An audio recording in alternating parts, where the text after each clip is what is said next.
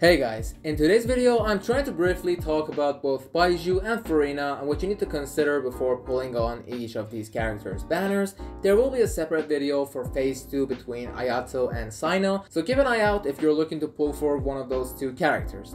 Now, what are the considerations that I'm going to talk about? Well, firstly, are they free-to-play friendly, and should a new player who's in lower ARs pull for either Furina or Baizhu?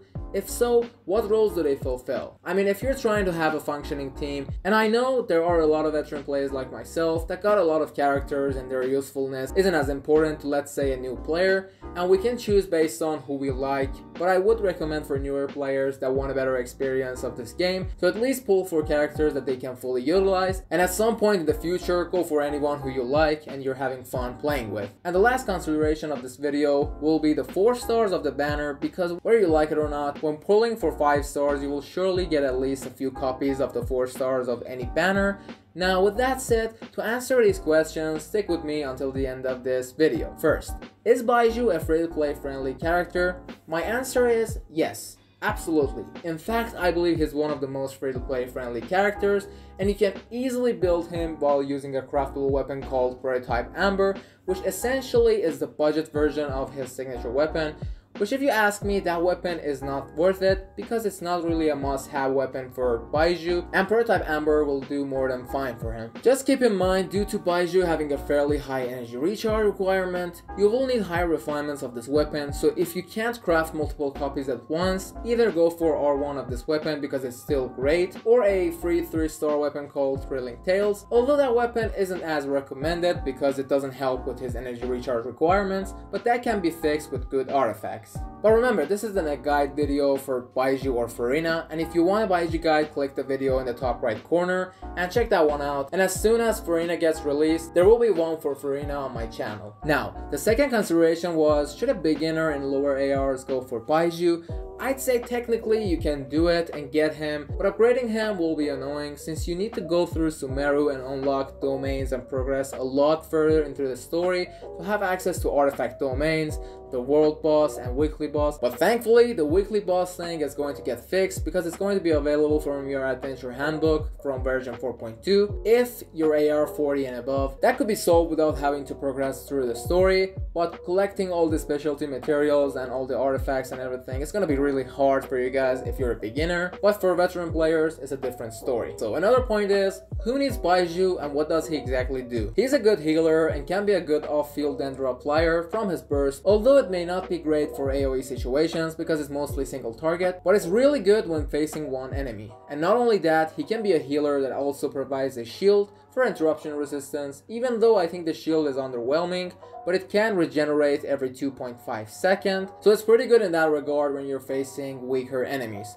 But it's understandable because it's not his main purpose and he can withstand a few attacks, and one of his big selling points is that he has the ability to increase the damage of dendro based reactions, which means he can be a solid character to fit into many different teams such as Hyper Bloom, Burgeon, Quicken, Bloom, Aggravate, and even in a different variation of Bloom, which is Nilu Bloom, which he can be absolutely fantastic for that team. Now, if you're not aware, you might be asking why Nilu Bloom. Well, if you have Nilu, you might know that in order for her bountiful cores to work out, you need to have only Dendro and Hydro characters in your party, but the main issue with that team is self-inflicted damage due to the explosions from Dendro cores. So you will need a healer for that team to work out that can be either Dendro or Hydro. For our Hydro, we can technically use a free-to-play character like Barbara, but to be honest, she isn't that great and not a lot of people are going to use her, and she doesn't bring that much utility outside of healing. Our best option if we don't have Kokomi is definitely Baizhu to help not only with interruption resistance,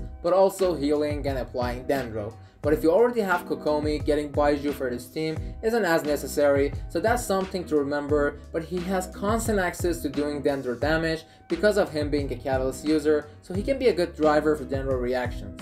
Lastly, he's really useful in open world exploration because anytime you pick a plant like berries for example, because of his passive, you will gain HP for your party, which if you ask me, it's really helpful, especially for newer players, without having to use his elemental skill or going to the statues of the 7. Now, here's everything you need to farm for Baizhu on the screen, so you can pause the video or take a screenshot to farm these materials, and at the end of this video there's a conclusion to choose between Baizhu and Furina. Now let's talk about the Hydro Archon Furina. Is she free to play friendly?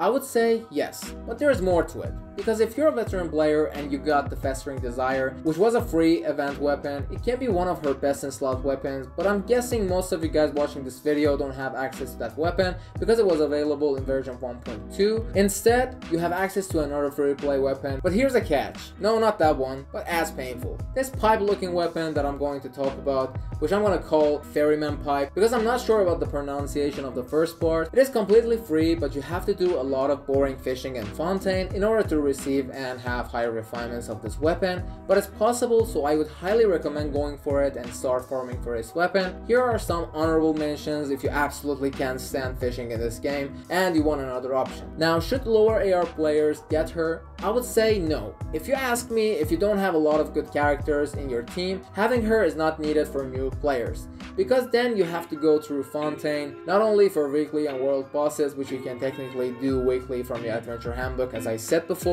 if you're AR 40 and above of course, but also farming the talent materials, specialty area materials, and artifacts gonna be painful, so I wouldn't recommend her for players below AR 40. Now let's talk more about her, and once again, this isn't a guide, that one will be ready soon, but let's briefly talk about her. She's a character that can greatly increase the damage of the characters with her burst, and she can summon 3 minions of her own, or monsters, whatever you want to call them, to deal damage and apply Hydro. Her elemental skill has 2 forms, one is Osha and the other one is Numa, and you can switch between the two by doing a charge attack. Now what's different between the two? In Osha form, 3 summons are going to attack and deal Hydro damage, which allows her to be an off-field character and inflict Hydro to enemies, and the damage of these monsters increases depending on the team's HP, but when she is in Numa form, she will summon 1 monster and it can heal the active character in the party, which means she can also be a healer for your team, even though keep in mind it's not her main purpose. We will talk more in depth about it when I make my guide video. Also, here's a fun thing that she can do. She can walk on water while any of her summons is on the field.